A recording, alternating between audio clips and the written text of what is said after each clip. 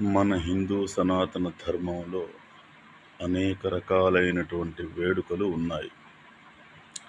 అవి ఆ వేడుకలు పూర్వకాలం నుంచి కూడా ఎలా ఆచరించేవారు, ఎలా నిర్వహించుకునేవాళ్ళు, ఏ విధానాన్ని పాటించేవాళ్ళు అనేది మన పురాణ కథల్లో ఉండడమే కాకుండా నేను కూడా ఎన్నో సందర్భాలలో వాటిని చూడడం జరిగింది. ఈ వేడుకలనేది ఉదాహరణకి తీసుకుందాం. పుట్టినరోజు వేడుక. సరే, పుట్టినరోజు అంటే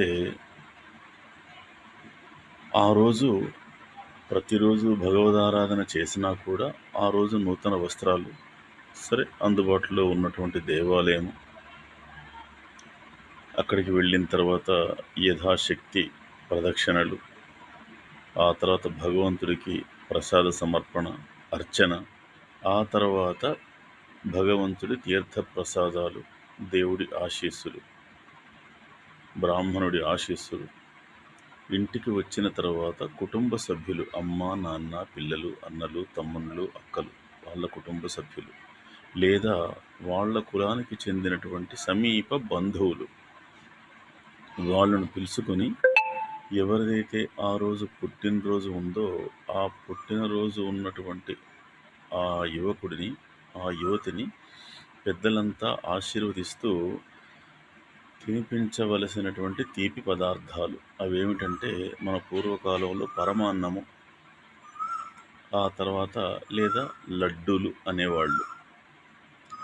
చక్కగా పిండి వంటలు అనేక రకాలుగా మన దగ్గర ఉన్నాయి. కారపప్పులు అని, కారసుట్లు అని, గారెలు అని, బూరెలు అని అనేక రకాలుగా ఉన్నాయి. వీటన్నింటినీ ఇంట్లో ఉన్నటువంటి భగవంతుడికి నైవేద్యంగా సమర్పించిన తర్వాత దానిని ఆ వేడుక జరుపుకునే అబ్బాయి అమ్మాయిలకు తినిపించి, అంటే అక్షింతలు వేసి ఆశీర్వదించేవాళ్ళు. దానిని మాత్రమే వేడుక అంటారు.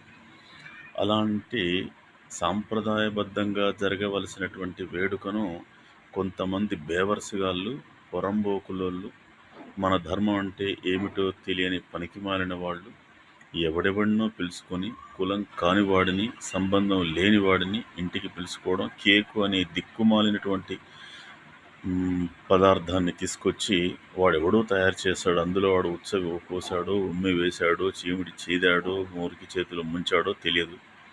దాన్ని తీసుకొని పరమ అసహ్యంగా చూడవలసినటువంటి ఆ కేకును కత్తితో కోసి అదేదో వేడుకగా జరుపుకుంటారు. ఇక నుంచైనా మారండి. మన ధర్మాన్ని మనం ఆచరిద్దాం, మన ఆచారాన్ని మనం ఆచరిద్దాం, మన సాంప్రదాయాలు